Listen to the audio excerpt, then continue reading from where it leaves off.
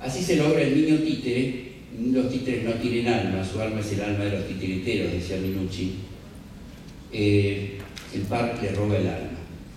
La acción patógena es la interrupción de la relación del niño y el alienado. Esto era lo que yo les decía que acá tengo que hacer una corrección también porque esto debía ser un círculo y no un cuadrado. Pero supongamos que si este es el niño que se contacta con su papá o su mamá, en este caso supongamos que es el papá, el niño tiene una imagen, una visión del papá, que sería la introyección 1, el rojo, que internaliza una imagen dentro de su psiquismo. Esta imagen puede tener alguna distorsión en el camino, además generada por las experiencias previas del niño, por su historia, por sus actitudes, etc. Pero cuando el niño vuelve a encontrarse con su papá, él proyecta esta imagen, es decir, él va a encontrarse con alguien que no es exactamente el que es, sino va a encontrarse con su representación interna.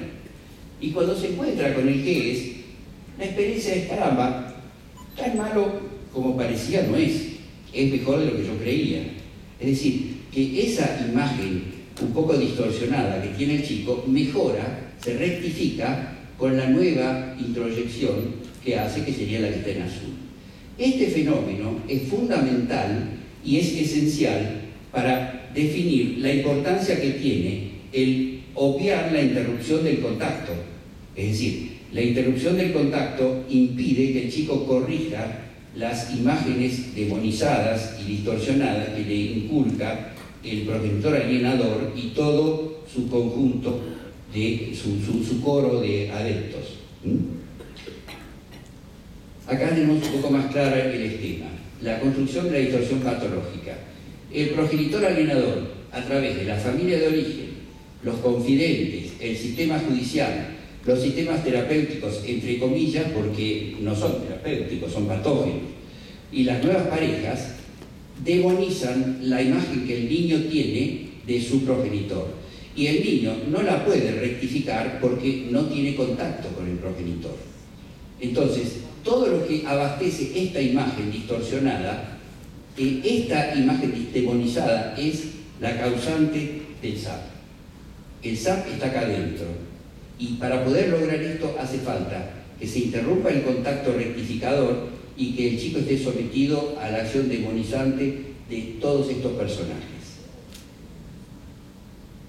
El recurso de la naturaleza es, como dice Gardner, este aspecto positivo que hay que encontrar y promover para que vaya desalojando esta imagen demonizada provocada por toda esta situación.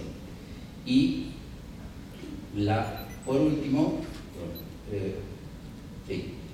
la disfunción de violencia complementaria entre el alienador y el alienado, esto ya como una etapa posterior, que perpetúa la relación víctima-victimario, impide la relación coparental, genera desaliento en el alienado y riesgo de abandono, muestra a los hijos una imagen miserable del alienado, implica graves distorsiones cognitivas. La intervención, la actitud del terapeuta, lo voy a leer rápidamente porque esto ya está mencionado en otro slide anterior: proteger al niño hasta que rápidamente se muestre que no corre riesgo. El terapeuta no debe ser imparcial, está decididamente trabajando al servicio de los intereses y los derechos del niño. El equipo jurídico terapéutico debe evaluar quién es el verdadero abusador, y si las acusaciones del presunto alienado son ciertas, no se trata de un SAP. El SAP no ha sido propuesto para encubrir a malos progenitores.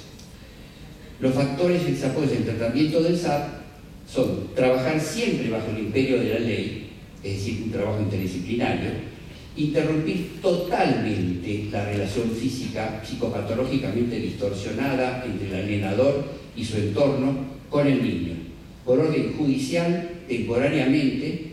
Es decir, esto es esencial y esto es lo que hace a la intervención jurídico-terapeuta. Esta es la parte que le corresponde al juez.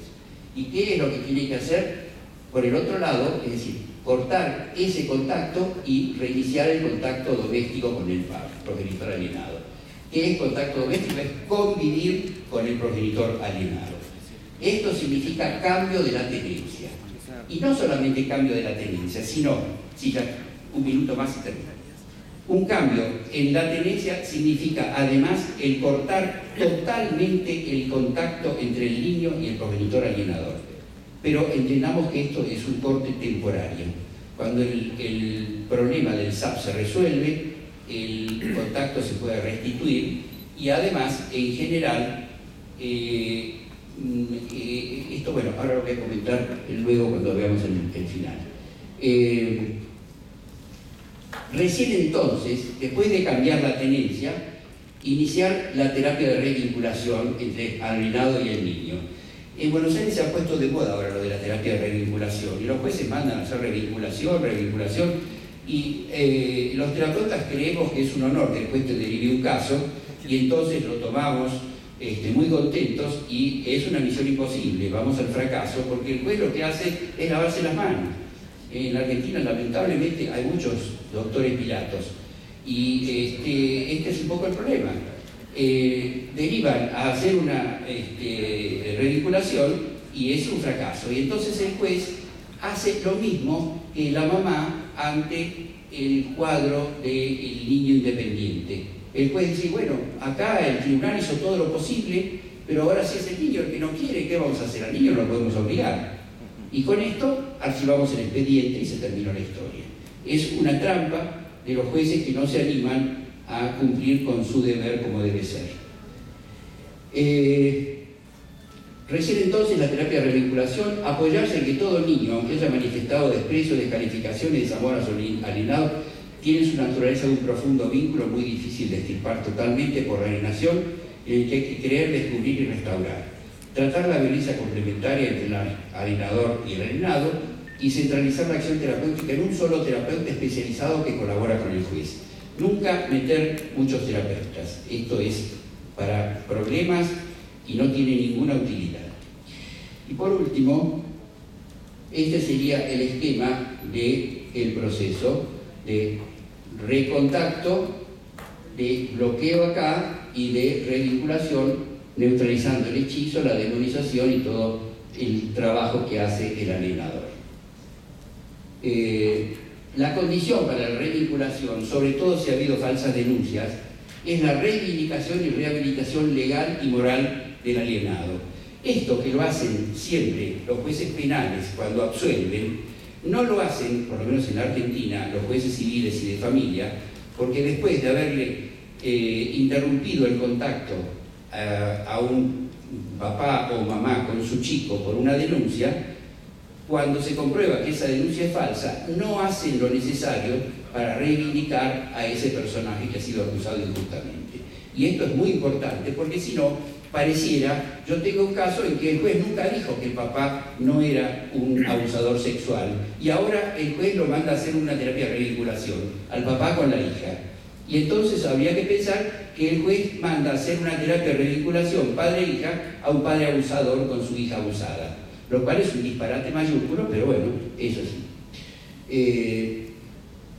Los factores patógenos a corregir en el niño, bueno, esto creo que se cae de maduro, así que lo voy a saltear, y esto sí es importante. Los errores que no se deben cometer en el tratamiento del SAP severo. Empezar la intervención psicológica antes que la jurídica. En esto, el juez es mano. No sé si acá se dice mano, el que empieza el juego, el que tira la primera carta. El juez es mano. O si es en el ajedrez, se juega con las blancas. Siempre el juez tiene que dar el primer paso. El terapeuta no tiene poder para dar el primer paso. El juez tiene que desestabilizar al sistema rígido, romper esa rigidez con una maniobra que es claramente el cambio de la tenencia. Y con el cambio de la tenencia, el alienador, que en general no colabora con la terapia, se va a convertir en un activo colaborador de la terapia, porque es su posibilidad de recuperar su posición que está en este momento ya muy mal. Demorar intentando terapias de revinculación entre el alienado y el niño, o el alienado y el alienador, sin previos cambios estructurales impuestos y controlados judicialmente. Continuar o empezar una psicoterapia individual al niño antes de la resolución total y definitiva del SAP severo. En realidad, para el niño en ese momento, lo más grave que le puede pasar es el SAP. No hay ninguna patología peor que el SAP en ese momento. Continuar o empezar, no, aquí ya está. Someterse a la opinión y la decisión del niño con el argumento de escucharlo. La ley en la Argentina obliga a que el juez siempre escuche al niño, pero no obliga a que eso que dice el niño sea vinculante. De manera que el juez no tiene por qué hacer lo que el niño pide, lo tendrá que reflexionar y evaluar. Flexibilizar prematuramente la interrupción del contacto entre el alienador y el niño. Esta es la principal causa de fracaso.